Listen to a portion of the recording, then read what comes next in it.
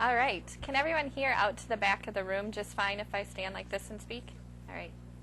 Welcome to Grand Rounds today. I'm Patty Hobday. I'm one of the pediatric rheumatologists here and also on the medical education staff as one of the associate program directors of the Pediatric Residency program, as well as the course director for EPAC, which is what we're going to talk about today in Grand Rounds.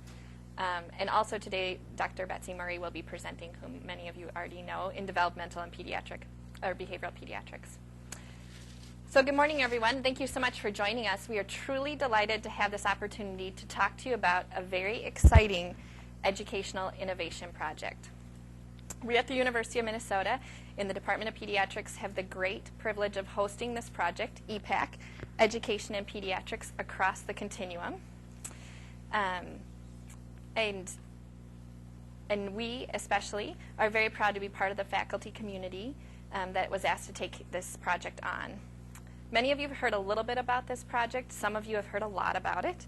And we hope to use today during this time to tell you about the project in detail and at the end invite some of your ideas and responses. We'll spend about the first part of our time together outlining the project and some of the educational science behind it so we can work off the same foundation. Then we'll take some time at the end to answer questions and exchange ideas.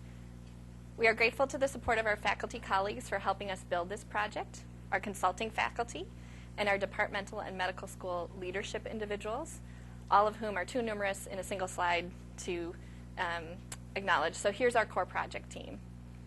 But before we get to that, we have to do the requisite objectives. Today, through our discussion about EPAC, Education in Pediatrics Across the Continuum, we hope to have, by the end, help you understand the key elements of EPAC, understand the role of longitudinal integrated clerkships, LICs, in the medical student education, and describe competency-based assessment for medical learners. And neither Dr. Murray nor myself have any conflicts of interest to disclose today. So let's talk a little bit about the core, and then there's a few others that we'll recognize today as well. So the University of Minnesota EPAC team is myself. I'm the course director. Dr. John Andrews, who is our project director. Emily Borman-Shope, who is the GME, Graduate Medical Education Director. Dr. Betsy Murray, who will also speak this morning, or this midday, is the Undergraduate Medical Education Director of this project. Danny Hands is our new course administrator. It is, till today, Jill Hodson. And then today we have Dr. Bob Acton, who is Undergraduate Medical Education Surgical Clerkship Director and has also been a part of the EPAC team. Mike Pitt is helping us out with some of the EPIC work that we'll be doing in the future, and we have lots of other people within the University of Minnesota and throughout that are helping us out as well and advising. So this is the primary goal of the EPAC project. Establish a time variable model of medical education with meaningfully assessed demonstration of competence and deliberate entrustment of responsibility across the medical education continuum, so undergraduate medical education through board eligibility. Okay? In its most basic form, this is a demonstration project. So the National Institutes of Health define a demonstration project as follows. A project supported through a grant or cooperative agreement, generally to establish or demonstrate the feasibility of new methods or types of services. With this project specifically, we are seeking to demonstrate the feasibility of these three things. One, we can build an educational model that allows students to progress in their developmental progression independent of time. Two, that we can assess and monitor this developmental process in meaningful ways. And three, as a result of this, we can deliberately escalate their responsibility based on their developmental readiness. Today, Dr. Murray will go over the basics of the project design and talk a little bit about the science behind the educational model, and then I'll come back and talk some about assessment and entrustment. So just to talk a little bit in broad strokes about EPAC, to give you a bit of a background, our EPAC project is actually one of 4 projects nationally. The others are at UCSF, University of California, San Francisco, University of Colorado, and University of Utah. We work together as a consortium. We meet semi-annually in face-to-face meetings as well as multiple conference calls in between. And we are devising shared methods, materials, and evaluation processes to move the project forward. We are very fortunate in EPAC to have the support of multiple key players in medical education at all levels, undergraduate, graduate, and continuing medical education. These partnerships allow us to innovate in education while still working within the confines of accreditation and licensure requirements, so that none of the trainees who participate in this project risk undermining their basic qualifications for practice by being a part of this project. We're also very fortunate to have grant funding for the project from the Macy Foundation. This grant provides our medical school and each of the participating medical schools with $75,000 per year over 3 years to help support the project. And then our individual medical schools, including the University of Minnesota, have committed to at least 4 EPAC cohorts throughout at this time. So now let's move on to talking about the project itself, and I'll turn over the microphone to Dr. Murray. All right. Thanks, Patty. So let's talk about the basics of the project itself. In a little over a year, 4 third-year medical students who've just completed their second year will begin the main EPAC curriculum. We're calling this stage EPAC Match for reasons that will become obvious as I describe it. These students will have applied and been accepted to the program in January of 2015. They will personally have determined with a very high degree of certainty that they want to become pediatricians and that they want to complete their training here at the University of Minnesota. First years who are interested in EPAC right now are the group that we're interested in recruiting. So they're being offered lots of different opportunities to deepen their experience in pediatrics. They're being offered opportunities to do service learning projects in pediatrics. They have an opportunity to do a summer shadowing experience this summer with community pediatricians. They also have the opportunity to participate in a small group of problem-based learning with Dr. Hobday next year as second years, which will give them an opportunity to engage with Dr. Hobday in a meaningful, clinically relevant experience. It'll also give Dr. Hobday an opportunity to engage with them as learners, see what they're like, how they participate in a group setting, and see some of the foundations of their clinical reasoning in a simulated patient care scenario. The final inaugural EPAC class will be selected by a process that's going to be analogous to the ways that we select our intern class. This process will be completed, and in May of 2015, they'll begin EPAC Match. So EPAC Match will be a 10 to 12 month long longitudinal integrated clerkship with a pediatric focus, and it'll be based right here at Amplex. We'll talk in just a minute about longitudinal integrated clerkships and what that means exactly, so don't worry about that incredibly long word. EPAC Match students will be continuously assessed in their clinical environments. This information will be formally reviewed on a quarterly basis as they proceed through their longitudinal integrated clerkship. We'll be looking at them in a very formal way every quarter. And we'll be doing this to assess their pace of progress, and we'll be doing this to assess their eligibility for graduated responsibility in various environments that they move through. When the EPAC Match student is prepared for a level of responsibility that's compatible with internship, he or she will move seamlessly into the internship program right here in the Pediatric Residency program at the University of Minnesota. So let's just talk for a moment about longitudinal integrated clerkship and where this idea came from.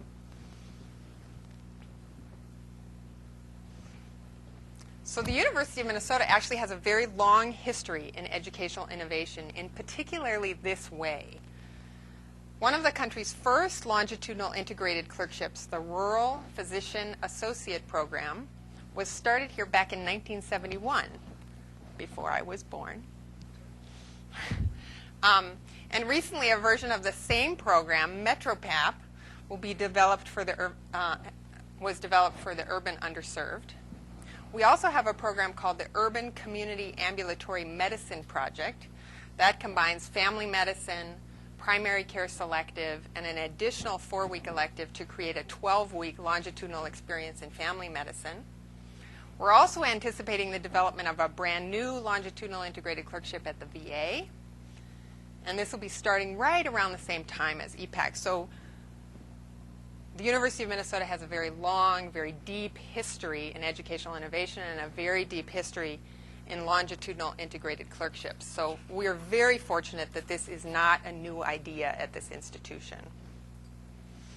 So here's the basic idea behind a longitudinal integrated clerkship. It's a deliberate reorientation of the educational framework. And the reason you deliberately reorient the framework is in order to create longitudinal continuity and longitudinal relationships. So you want longitudinal relationships with patients primarily, and you also want longitudinal relationships with faculty. The model of the usual block schedule is pictured to the left, with the different core clinical specialties moving ahead in sequence. Students will remain completely within a particular specialty for a very defined length of time. And then as long as they do not fail that experience, they'll move into the next experience again for a defined period of time and be completely immersed in that experience. In contrast, the longitudinal design is pictured on the right. In the longitudinal model, the core clerkships are essentially turned on their side. And then they're integrated over a much longer period of time. And the literature behind LIC suggests that the duration should be at least 9 months, and that more is better. The more time you spend in these longitudinal experiences, the better the outcomes, the better your experience. In the background, as you'll see, I've filled in some background white space. And the reason I put that there is it is meant to demonstrate some inherent flexibility. So not only do you have the core disciplines spread out over a 9 to 12 month period, but you also have the opportunity to have some flexibility in that schedule. And what the flexibility is designed to do is to allow you to track your patients as they move through different medical environments in order to really consolidate the quality of that relationship with the patient. So the white space is meant to represent that I might spend the morning as a student in surgery clinic with Dr. Acton, seeing a patient that's going to be evaluated and perhaps scheduled for an outpatient surgical procedure. That surgical procedure may not be scheduled to occur until 2 weeks from now. But I'll have seen that patient with Dr. Acton. I'll know that that surgery is scheduled, and I'll be able to plan in 2 weeks to be in the OR again with Dr. Acton, again with the patient and family. I've probably had the opportunity to visit with the patient and family in pre-op holding. I've probably had the opportunity to revisit medical issues that may be pertinent to the case. I can then proceed into the OR, participate in the case, assisting and learning from that experience. Then, after the surgery is completed, the patient will be transferred to the inpatient setting. I again follow the patient into the inpatient setting. I remain engaged in that patient's care in the inpatient setting until the patient is discharged. And then if I'm really fortunate and I have a really comprehensive longitudinal experience, I can follow up with that patient in the outpatient clinic with their primary care provider, or perhaps with Dr. Acton if there's a post-op check. And that can really round out the comprehensive longitudinal nature of that clinical experience. So this structure allows for that kind of flexibility and allows for the kinds of relationships where you know an attending well enough to say, I'm here, Dr. Roback, in the Pediatric Emergency Department working with you. I just want you to know I was working with Dr. Acton on Monday morning.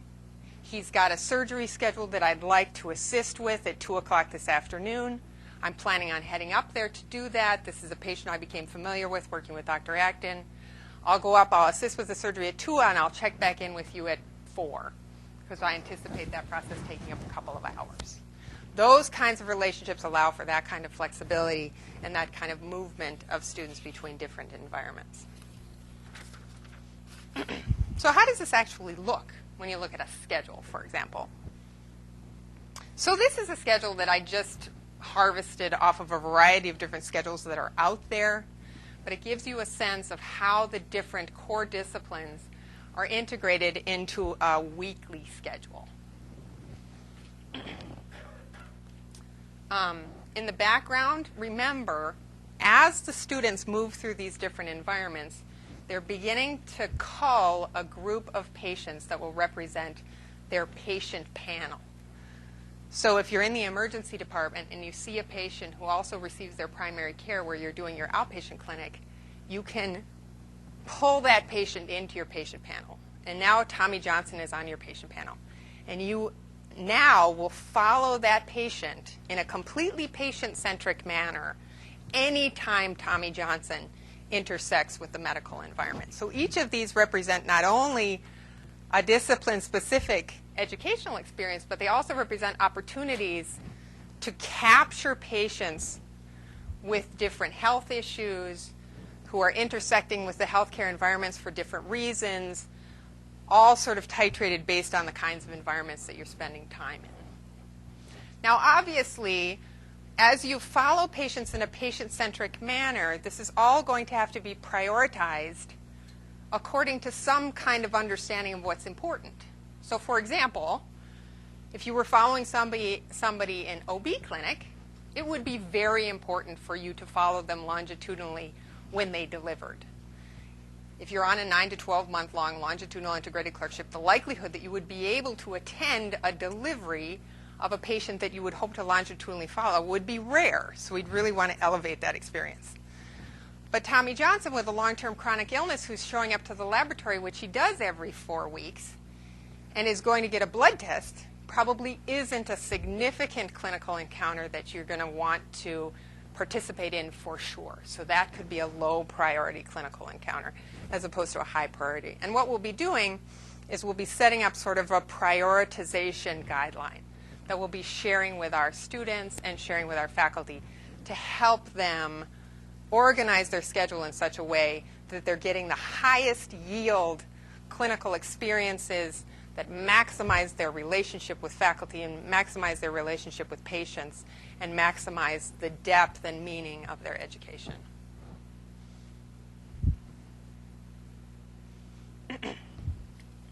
So longitudinal integrated clerkships are primarily designed to improve educational continuity. With this design, students can follow patients for a year or more. In our case, it could be quite a bit longer than a year. They can proceed along a fully integrated curriculum where progression is incremental and longitudinally monitored. They can build supervisory relationships that are sustained. And these relationships can allow for gradually increasing trust, gradually increasing responsibility.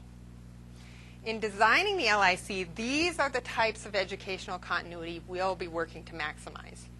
Throughout, the core of this experience is a group of patients. We're thinking somewhere in the 40 to 50 patient size for the patient panel based on the background that we have with colleagues who have done this work for a long time. A panel of patients followed by the student through a variety of medical environments.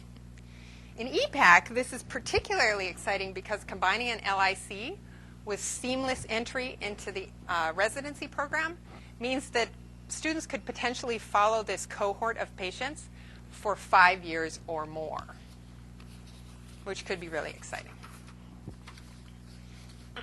So, what does the educational literature have to say about LICs? In a review of nearly 60 articles, these are some of the benefits from LICs as a model for education. To start with, they appear to do no harm. They do, however, offer some very real benefits. LICs do, in fact, accomplish what they set out to do. They improve and deepen the longitudinal relationships and collaboration between students, patients, and faculty. They, in fact, allow for incremental knowledge acquisition and progressive feedback in these environments. They improve the student's sense of ownership of their patients, and they improve the level of participation in the patient's care on the part of the student.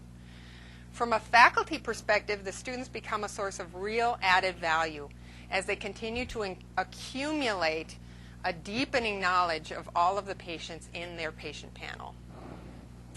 Now, these studies have been, I think, very appropriately criticized for an element of significant selection bias. At present, random assignment to LICs just isn't practical.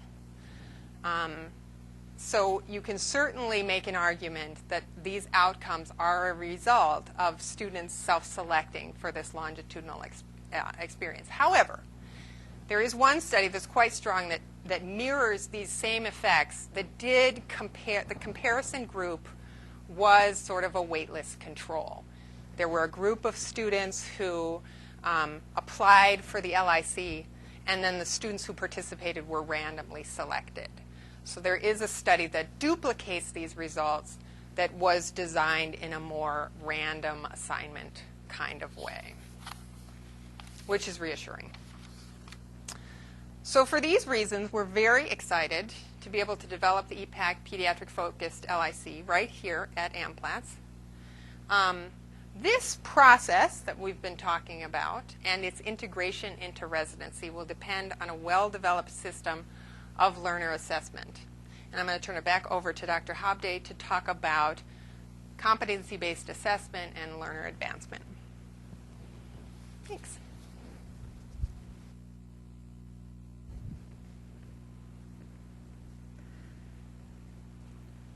Okay, so before we launch into assessment, let's look back again at the goal of the EPAC, which is to establish this time variable medical education model with meaningfully assessed demonstration of competence and deliberate entrustment of responsibility across the medical education continuum.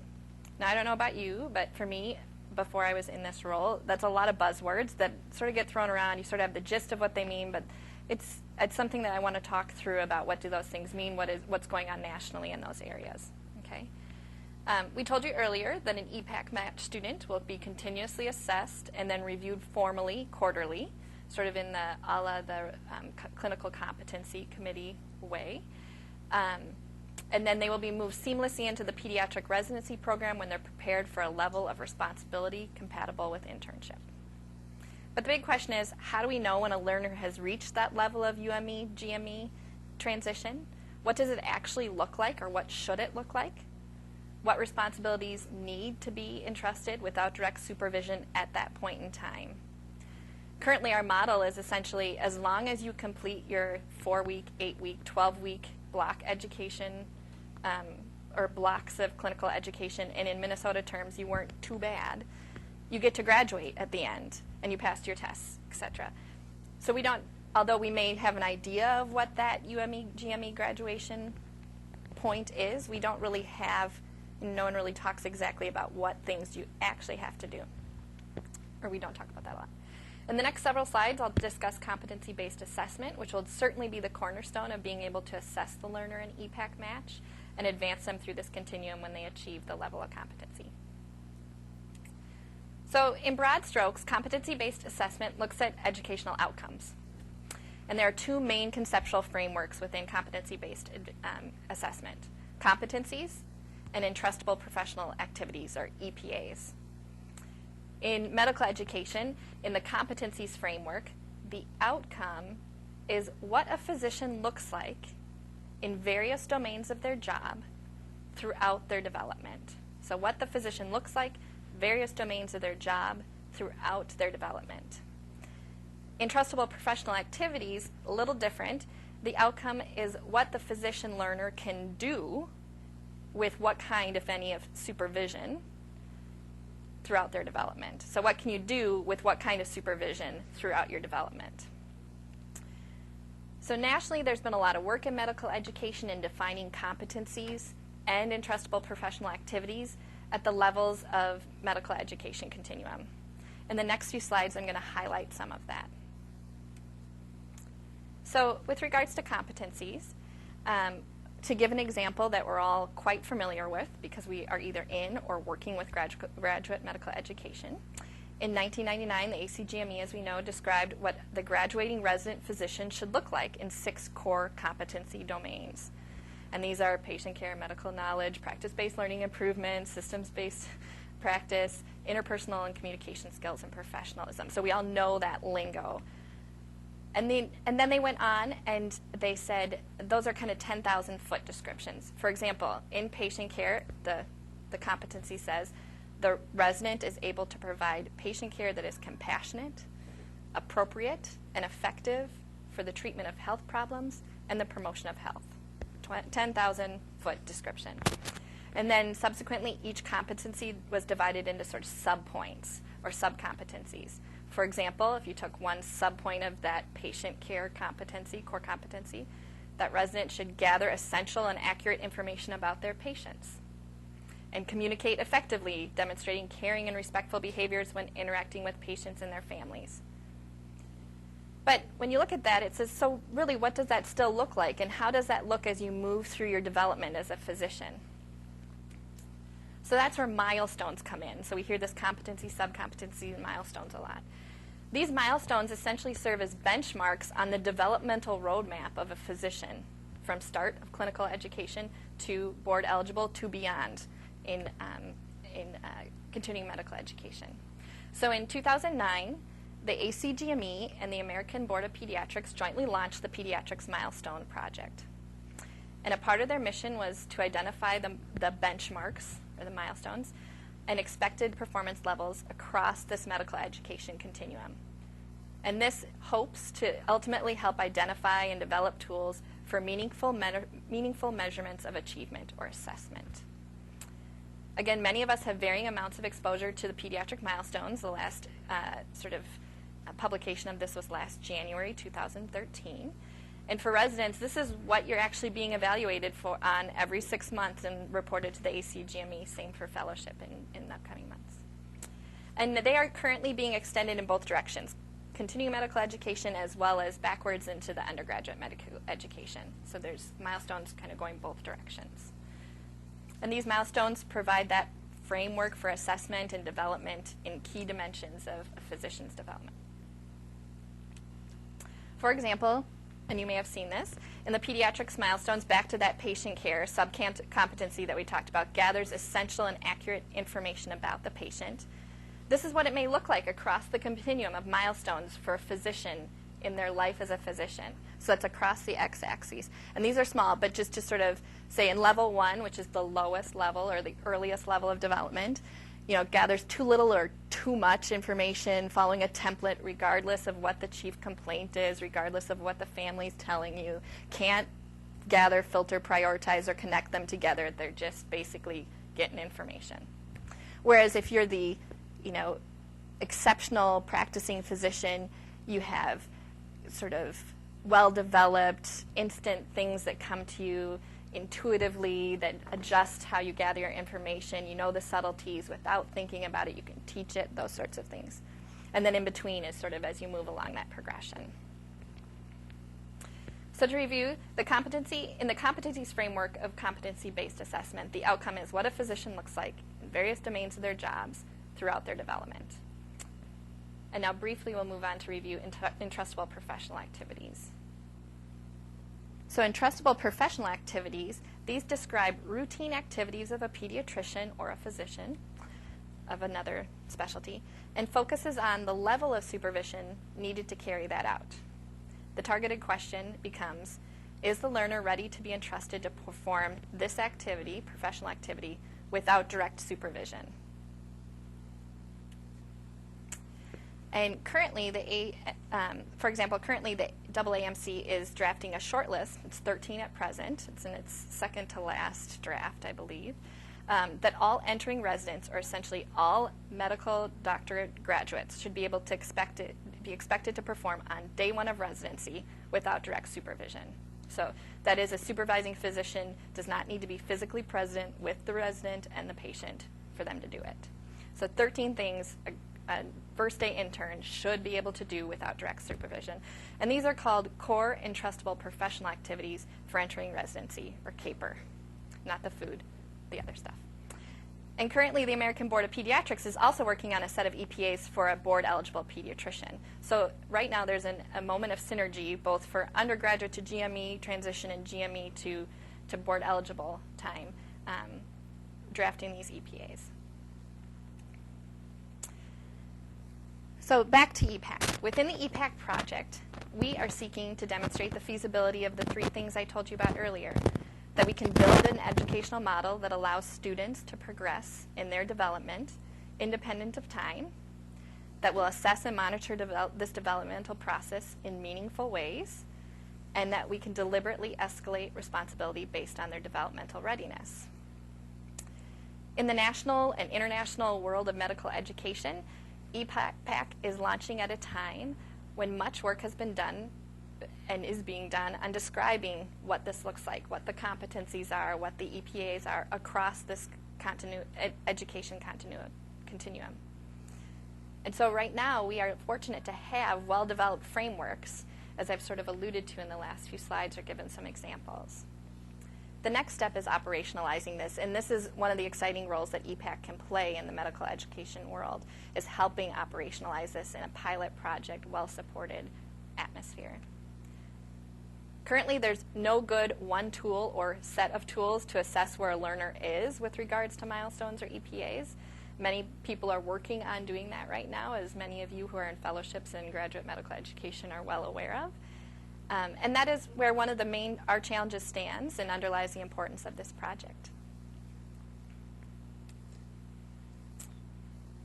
And I guess just to allude to where we are in that process, we're also using both our national group and then our own experiences to help develop how we're going to assess, what we're going to look at, how we're going to evaluate our assessments, things like that. And we'll be working more in the near future with this.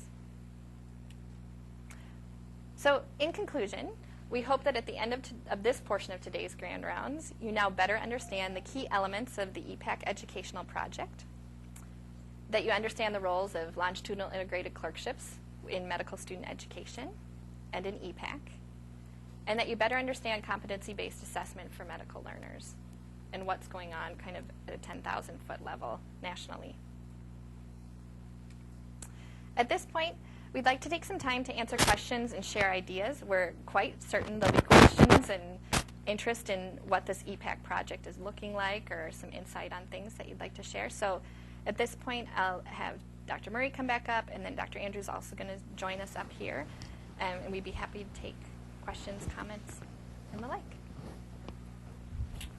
All right, Dr. Roll.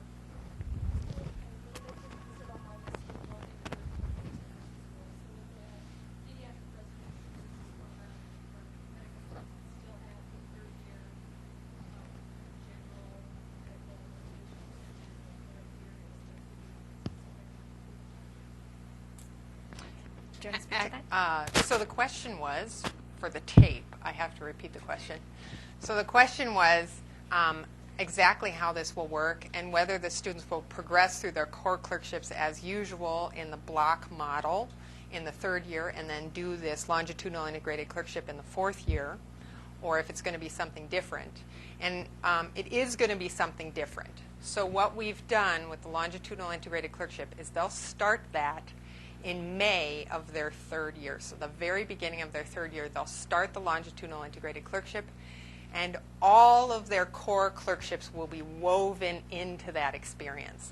So a lot of it will be based here at AMPLATS. So they can do emergency medicine here at AMPLATS.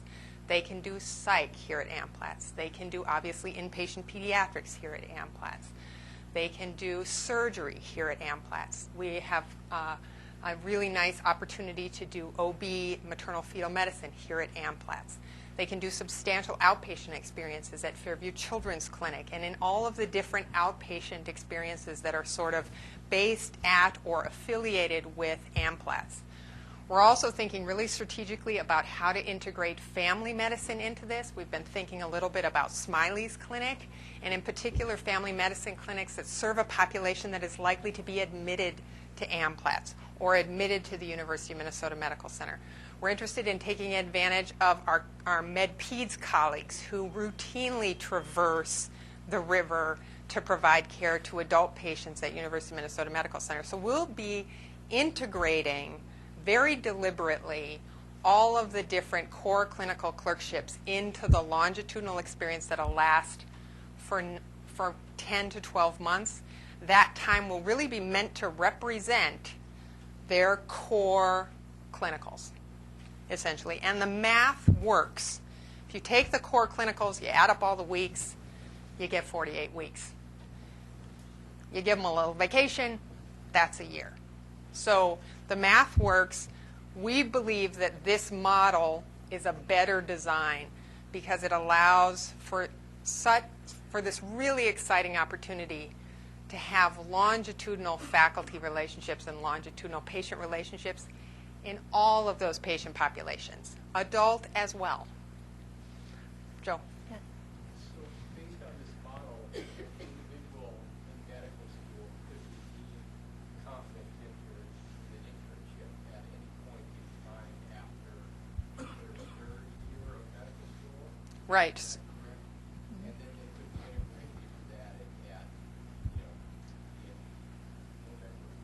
So Dr. Neglia is asking, based on this model, would a quote-unquote third-year medical school student be eligible to perhaps graduate from the undergraduate medical education component of their education into internship at any point after being in that LIC, and then move into internship off cycle, such as in November? So yes, that's true. So they have to be able to complete all of the undergraduate medical education requirements at the University of Minnesota, and we're working with how they're going to have to demonstrate that and do that. They're going to be able to do it within their LIC time.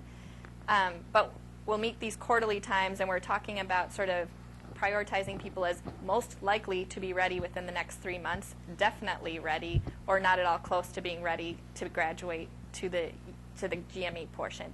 That gives Emily Borman-Shope, who's been nicely very flexible for this, time to prepare HR-wise, schedule-wise, those sorts of things to accept that learner into the internship in that next period of time. So it won't be like you show up and I say, wow, you've done it. Today you're done. Tomorrow you're an intern.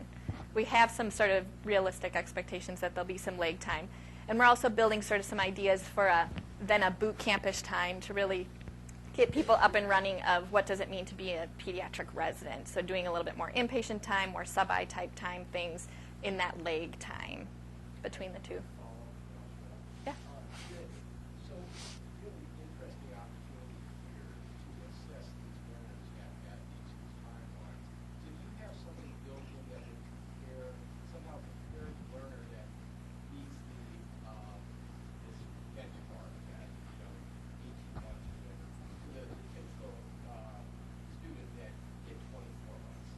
And the hypothesis, at least, is that these EPAC longitudinal framework students will be better ready for this role. Do I have to assess that? Yeah, can I have a microphone? So Yeah, you can steal my microphone. Thanks. So Joe's question was, in addition to looking at our ability to advance the learners in this fashion, are we going to compare the experience and the outcomes of these learners to learners in a more traditional fashion? And I wanted to come up and answer the question because there's a separate effort in the EPAC project to do program evaluation and answer those very questions. So in addition to the learner assessment and our feasibility study of whether we can pull this off, we also have a whole focus on program evaluation and what this program actually means to medical education. And I was on a conference call 2 hours ago where we were talking on a national level about those very questions and how we're going to answer them. So we want to look at whether board scores in this cohort differ from the board scores in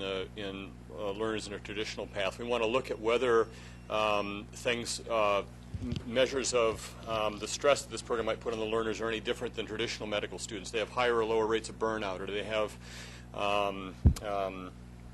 different outcomes in terms of some professionalism domains. And so we're going to actually have a group of controls who participate in a regular series of interviews and surveys to compare the outcomes of those learners to the outcomes of learners in the project. So that's a high priority for EPAC. Another interesting comparison group, of course, will be the incoming intern class, because those will have been individuals who obviously identified themselves at some point along the process, wanting to become pediatricians, identified themselves as interested in the University of Minnesota. So there will be elements of their process that will be comparable to the EPAC group, but it'll be very interesting to see how they compare on that first day of internship compared to where the EPAC students were. Dr. Hendrickson.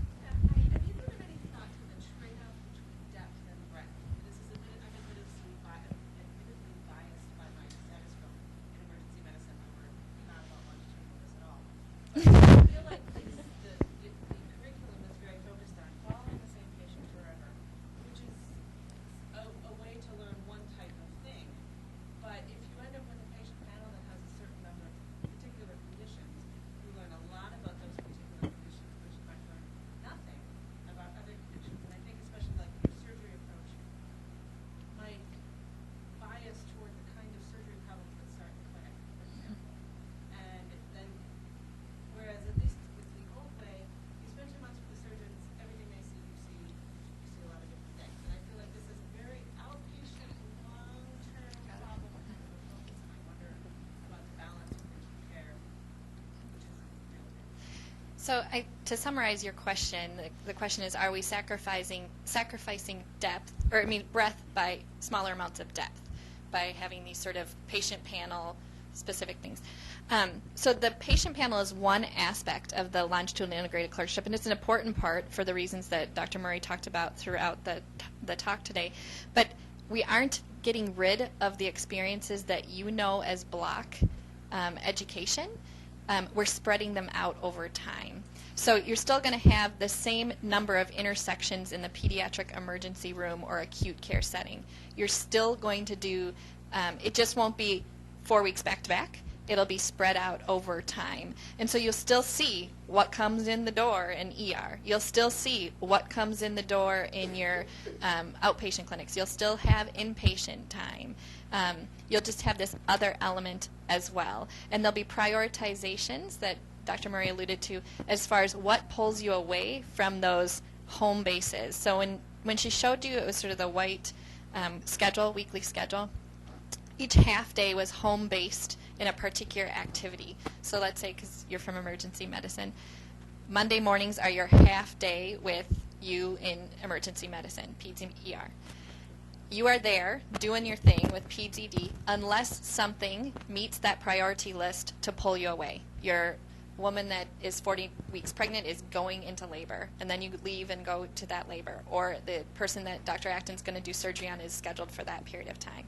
But there's a prioritization, again, as Dr. Murray spoke to, where certain things trump because it's infrequent, high yield, but other things like having a weight check would not trump that from leaving your emergency medicine area. I think the question that you ask, I think, is reflected in a lot of the experiences that's happening in current LICs. And I would say a couple of things to add to what Patty had to say. The first is the goal here is going to be to maximize the meaningfulness of all of the clinical experiences, so that when you're there, we guarantee that what's happening there is the most educationally valuable experience you could possibly have.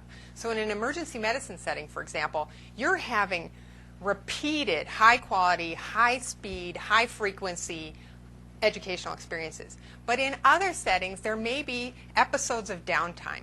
And episodes of downtime can be restructured as opportunities to go round on another patient over here, or call a patient who you saw in clinic to follow up on their laboratory results. We're trying to make every moment that you're assigned to a patient care setting be as clinically valuable as possible. But what you bring up is important, and other LICs have had an experience whereby they can only capture certain educational experiences by scheduling what they call bursts of exposure.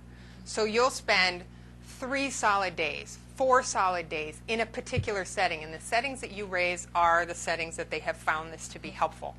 Inpatient settings, surgical settings, where there's just a lot of action coming at you really rapidly in a very confined environment. That kind of burst experience is part of a lot of LIC structures, and it's something we're thinking pretty seriously about. Lots of hands. Did you all notice which ones are going up? Let's take Ashley.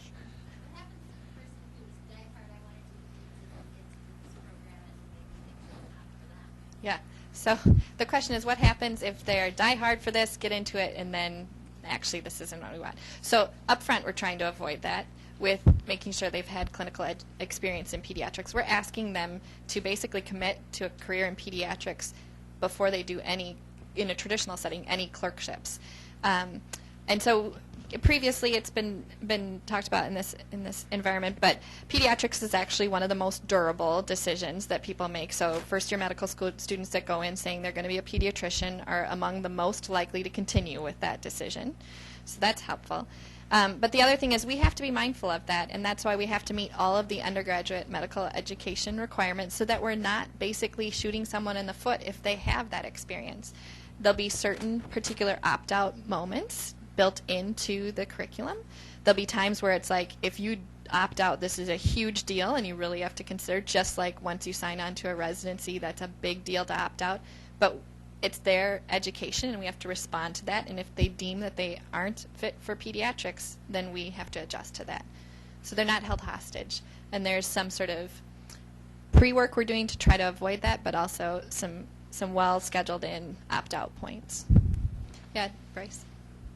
Sort of related to that, is it true that the participants in this will have less exposure to adult medicine? And if so, is there a negative consequence of that? They probably will spend less total time with adult patients compared to their traditionally trained colleagues. When we do, one of the things that's going to happen with the patient panel selection is we're going to be asking each discipline to select a specific number of patients that most accurately represent the core issues of that discipline. In particular, we'll be asking them to select patients that represent the core aspects of that discipline that either have real meaning in shaping a pediatric understanding of the sort of early determinants of illness in childhood, or are you just simply will not have any exposure to this whatsoever in a pediatric environment. So we'll be asking, when the patient panel is not going to accrue randomly. There will be elements of deliberate selection for the patient panel in order to really try to maximize the attention to those issues and the attention to adult issues that the students are going to need to be familiar with. What we're thinking and what we're thinking is the basic core of being a physician will be better met with this educational model. And if it was so unfortunate you decided that you had made this terrible error and you really didn't want to be a pediatrician, you really did want to be an adult physician, that your core would be incredibly solid. And there would be enough overlap between pediatric and adult medicine that you'd be able to translate fairly easily into an adult environment as long as your core was really well developed and intact. My perspective as a pediatrician is that traditional medical school is actually training in adult general medicine. I mean, you're trained to be an adult generalist. And I see it as perfectly fair to just switch out the population. I'm going to teach you to be a general physician for kids. And it's going to be the same kind of lens, the same kind of shift. I'm going to give you the same core. I've just switched out the population. Follow-up question is, are Yeah. you anticipating that the graduates of this will end up as general pediatricians or subspecialists? Preference? There isn't. Okay. There isn't. The question is there a preference or a path to general pediatrics or subspecialty pediatrics in this path? Right. And thank you. And absolutely not. I'm expecting these individuals to be the best trained pediatric interns that they can be after the LIC. The intention of the LIC is to graduate the best possibly trained pediatric interns. Yes. So kind of building on his question there, when I look at this, it looks very general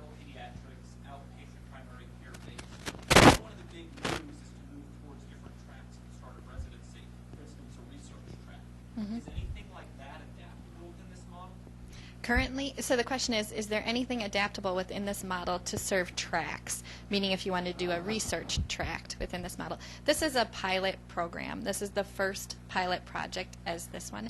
And so at this point, no, there is not flexibility to say, let's say that an EPAC match person going for an EPAC learner wants to do this but wants to do an MD PhD. Currently within this pilot project, that is not an option. They are still very much welcome to be a part of pediatrics.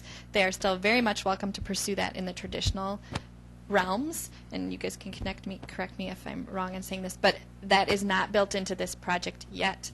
We have to sort of start with the project where it is and then grow from there if it's feasible. Mm-hmm. Yes. So I actually did do a 12-month LIC for my kids, and I do think that the worry about or the comment about losing out on inpatient exposure is a real one. Mm-hmm. I think that on your slide having those overnights on the weekend is nice because my bursts were 7-day inpatient bursts and